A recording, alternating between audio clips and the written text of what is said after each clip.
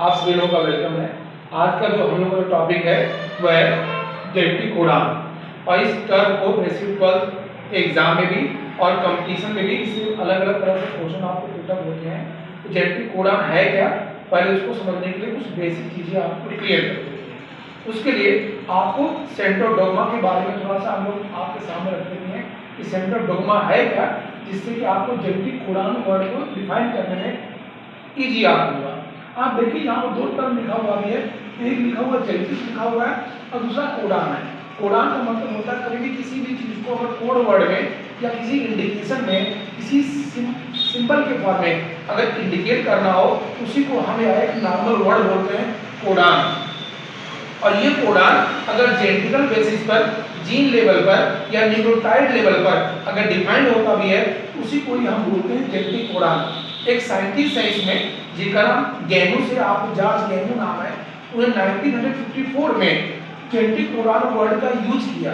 और genetic codon जो आपको है जिसको एक अलग निकनेम डायमंड कोडान के नाम से भी आप आइडेंटिफाई करते हैं।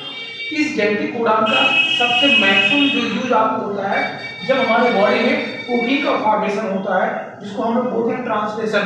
ट्रांसलेशन में जेनेटिक कोडान का वर्ड मैक्सिमम यूज है। वो होता कैसे है पर इसको समझ लेते भी हैं। आप देख रहे हैं कि सेंट्रल डोग्मा के अकॉर्डिंग एक साइंटिस्ट है जिनका नाम है क्रिक ने एक कॉन्सेप्ट दिया कि हमारे आपको जितने भी लिविंग सिस्टम है उस लिविंग सिस्टम में जब डीएनए से डीएनए का फॉर्मेशन होता है उसको हम लोग बोलते हैं डुप्लीकेशन या रिप्लिकेशन के नाम से आप जानते हैं। ये प्रोसेस अगर हम देखें सेल डिवीजन, तो सेल डिवीजन का जो इंटरफेज होता है उस इंटरफेज में एक यस फेज होती है। उस यस फेज में ही डीएनए से डीएनए की कॉपी होती है, उसी को ही हम या डुप्लीकेशन या रिप्लिकेशन के नाम से आप जानते हैं। और जब डीएनए से एमआरएनए का फॉर्मेशन आपको होता भी है उसको हम लोग बोलते हैं ट्रांसक्रिप्शन। ट्रांसक्रिप्शन इसलिए बोला जाता भी है कि डीएनए और आरएनए दोनों न्यूक्लिक एसिड है, दोनों में सिर्फ 2 पॉइंट का डिफरेंस है। एक डीएनए में आपको थायमिन है, आरएनए में उसी थायमिन की जगह पर यूरेसिल है, और डीएनए में डीऑक्सीराइबोज है और आरएनए में पेंटोज राइबोज आपको होता है। सिर्फ ये 2 पॉइंट आपको डिफरेंस है, इसीलिए इसका नाम पड़ेगा क्रिप्ट। तो क्रिप्ट का मतलब होता है मूव होना, सरक जाना, हट जाना, इसीलिए इसका नाम पड़ा ट्रांसक्रिप्शन। अब आप देखिए ये एमआरएनए से जब प्रोटीन का फॉर्मेशन होता है उसका नाम पड़ा ट्रांसलेशन।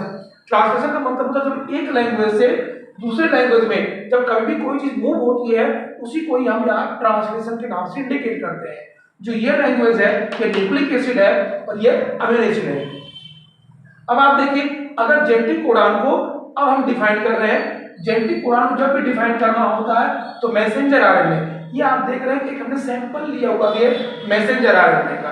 आपको पता है कि आरएनए सिंगल स्ट्रैंडेड है, एक सिंगल स्ट्रैंडेड को डिफाइन किया गया है। और जब मैसेंजर आरएनए या आरएनए होगा तो चारों जो न्यूक्लियोटाइड जो नॉर्मली होते हैं आरएनए पर वो चारों आपको होंगे जिसको हमने UCAG के नाम से इंडिकेट किया हुआ भी है। अगर ये डीएनए होता तो डबल स्ट्रैंड होता और ये यू की जगह पर थायमिन आपको होता है। अब इसी को जेनेटिक कोडान के हिसाब से डिफाइन करते हैं।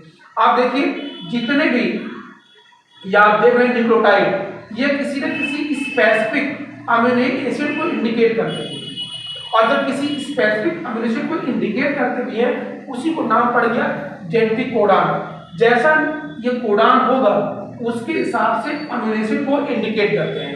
इसी को ही जॉर्ज गैमू और उसके बाद से कौन कौन सी स्पेलिंग के लिए कौन कौन से कोडान होते हैं उसको नीलनबर्ग ने डिफाइन किया। नॉर्मली हमारे पास 4 न्यूक्लियोटाइड है और आपको पता भी होगा कि हमारे पास according to science 20 proteinous amino acid है। अगर इस 20 प्रोटीनियस अमीनो एसिड की बात करें तो इस 4 न्यूक्लियोटाइड से सिर्फ 4 ही अमीनो एसिड का फॉर्मेशन हो सकता है।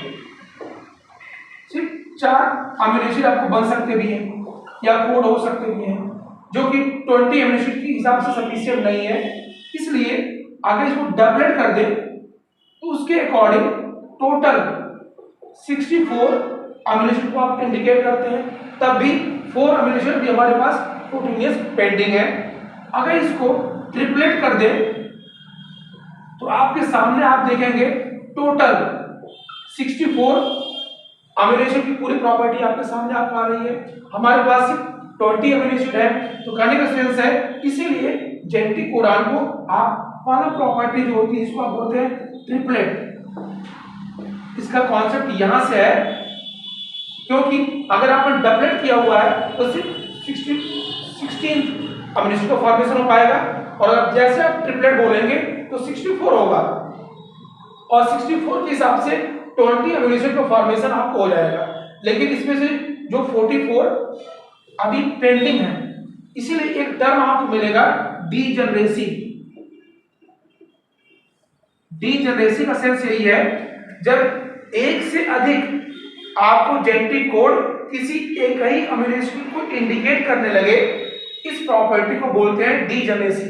फिर से रिपीट कर रहे हैं, जब एक से अधिक जेनेटिक कोडान एक ही अमीनो एसिड को इंडिकेट करने लगे, उस प्रॉपर्टी को बोलते हैं डीजनरेसी।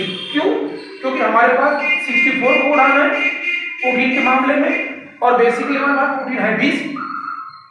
उसका हम एग्जांपल आपको दे रहे हैं सेराइन। सेराइन एक अमीनो एसिड है जिसमें आप देख रहे हैं 4 जेनेटिक कोडान है, UCU, UCC, UCA, UCG।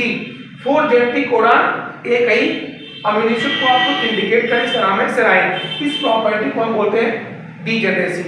उसके बाद अगर आप जेनेटिक कोडान को आप देखते हैं, जेनेटिक कोडान में जितने भी कोडान ट्रिपलेट है, एक के बाद दूसरा, दूसरे के बाद तीसरा आप बीच में किसी तरह कोई गैप नहीं, कोई डैश नहीं, इसलिए आप जेनेटिक कोडान को आप बोलते हैं कॉमालेस। उसके बाद जितने भी जेनेटिक कोडान आपको मिलेंगे वो अगर वो चाहे प्रोकैरियोटिक सेल हो, यूकैरियोटिक सेल हो, बैक्टीरिया हो, प्लांट सेल हो, सबके लिए एक ही आपको यूज होता भी है, इसलिए उसको हम या यूनिवर्सल या उसी को अनएम्बिगस के नाम से आप इंडिकेट करते हैं।